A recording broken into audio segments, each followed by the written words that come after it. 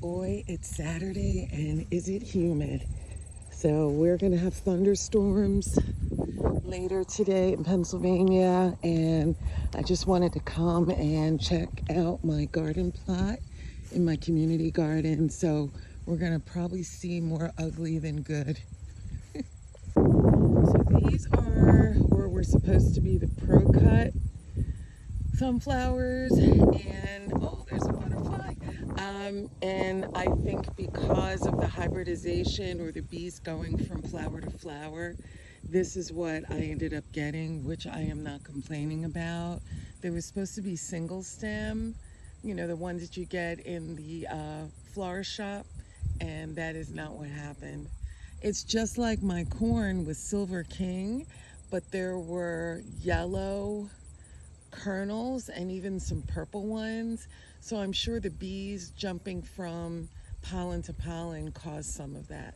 And you can see there's some more sunflowers over there. These are my purple bell peppers. They have really been coming in fast and furious. I've been, oh, somebody got in there. I've been trying to leave them on for them to turn red, but when they go from purple to brown to red, a lot of times they've already rotted. So I would rather have them than to not. So I'm gonna pull this one and pull a few more after I do this video. My black beauties are basically done, and I'm fine with that because I've got plenty of them. So I'm probably gonna dig these up, but not today. Here's my zinnias, still doing beautifully well. And you can see over there that I covered some of my favorites, because if you didn't know, once the zinnias dry out and you pull the petal, the seed is right there. And so if you grow zinnias, you never have to buy seeds if you save your seeds. Oh, there's a little butterfly in there. These are my Cherokee Purple. You can see there's some new growth. I tend to have this happen to my tomatoes, where they're doing great and then they kind of crunch up, and then towards the end of the season, oh, there's a bee. See him? It's on the flower. I don't know if you can see him.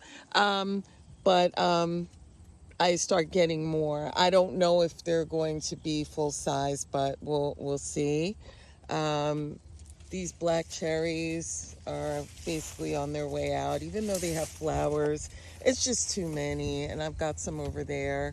I really don't need all of these at this point. I actually dried a lot of them. I dehydrated them and made tomato powder. So if you grow cherry tomatoes and you have way too many, cut them in half and dehydrate them, and then you can grind them up and have tomato powder.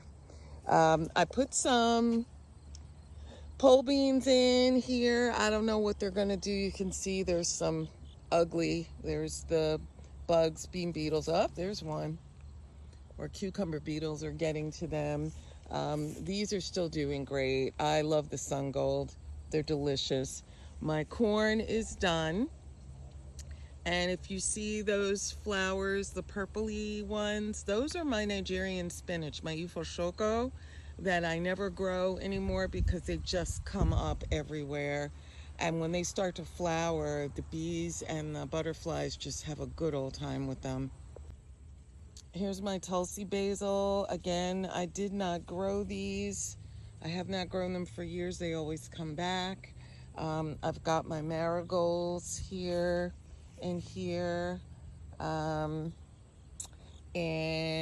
more sunflowers starting to die back. So I'm going to cover some of them with the mesh bag so that I'll have seeds for next year.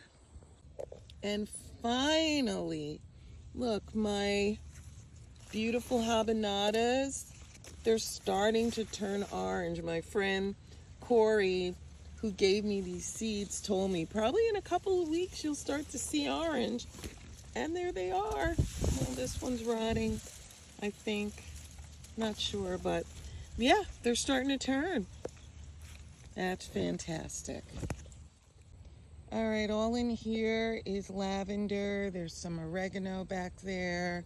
There's some rosemary that I'll probably cut before I go. Mori Foshoko, Mori Foshoko.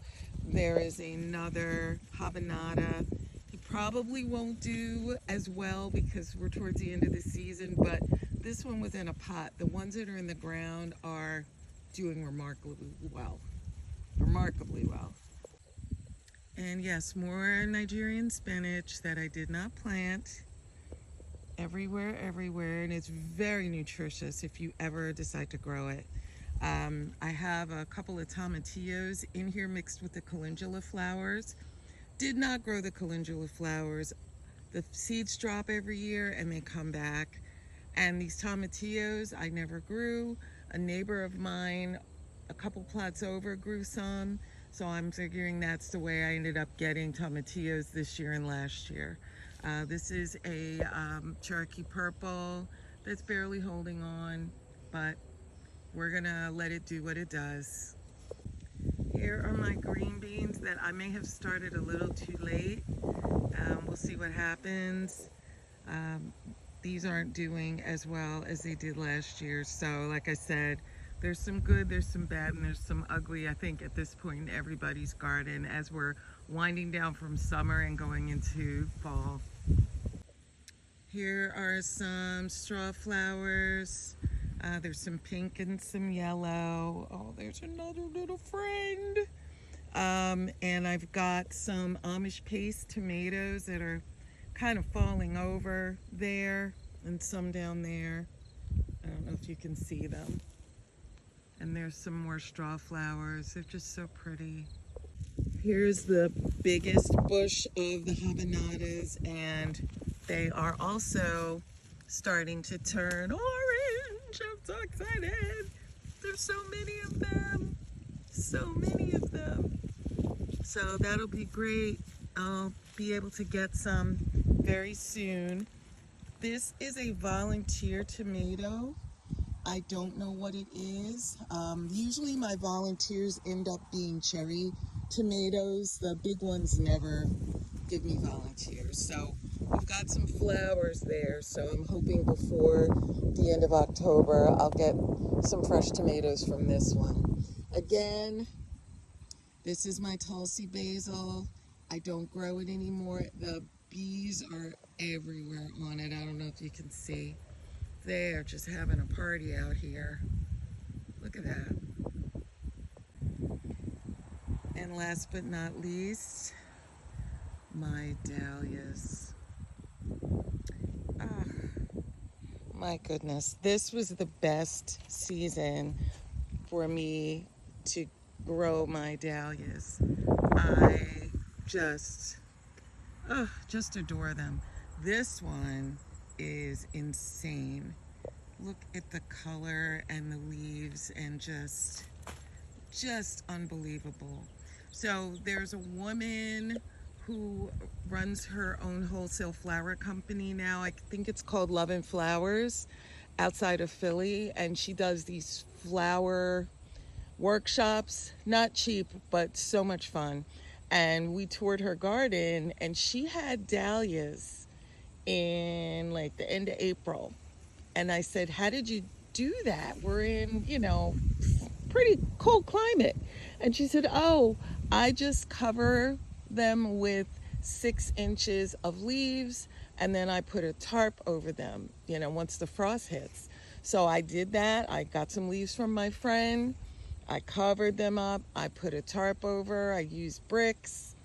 And I started getting dahlias in June, which in Pennsylvania is probably slim to none unless you know more about flowers than the average person. So I have just loved coming out here almost every day and making bouquets of flowers for myself.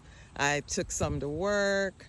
I've given some to friends and family, and so just the joy and the colors and just the beauty of it is unbelievable. So this is the good, the bad, and the ugly in my garden.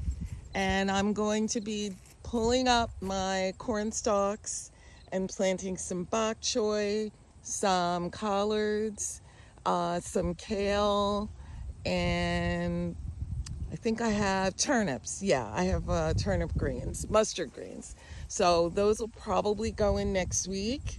I want to add some black cow and some compost because I'm sure this corn has sucked all of the nutrients out of the soil. So I hope that you're all having a wonderful weekend and stay safe if you're in the Northeast because we're going to get some thunderstorms tonight. Have a wonderful weekend, everyone. Take care.